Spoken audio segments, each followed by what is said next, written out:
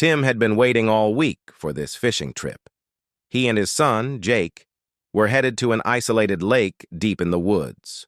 The lake was known for its tranquility and abundant fish, a perfect escape from their busy lives.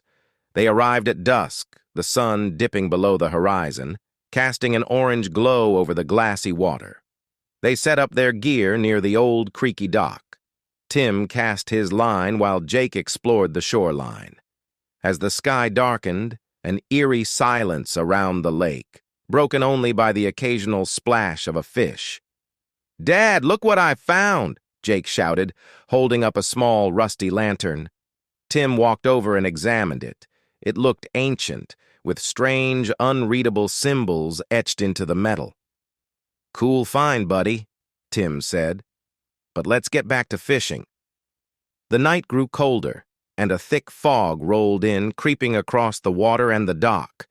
Tim and Jake decided to light the lantern. Its dim, flickering light barely cut through the dense mist, but it gave them some comfort. As they sat there, a sudden chill ran down Tim's spine. He felt like they were being watched. He looked around but saw nothing. The lake was still, almost too still. "Dad, did you hear that?"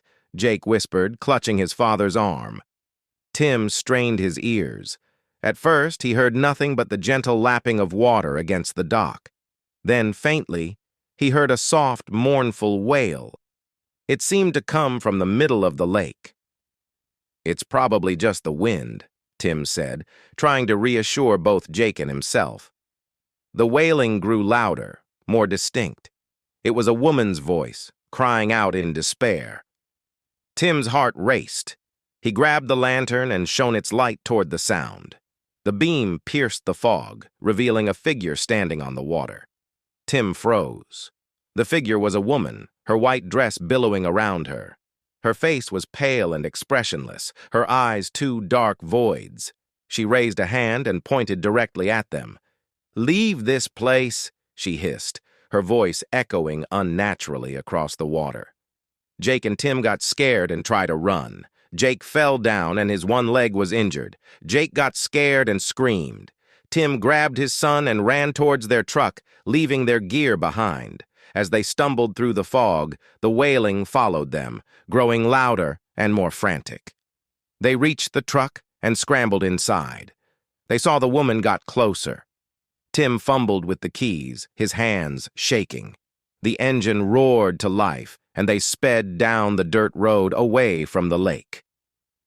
When they finally reached the safety of home, they locked the doors and sat in silence, trying to process what had happened. Tim knew they had encountered something beyond explanation, something that would haunt their memories forever.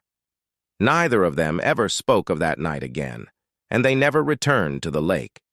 But sometimes, on quiet nights, Tim would wake up to the distant sound of wailing, and he would remember the woman on the water, warning them to leave.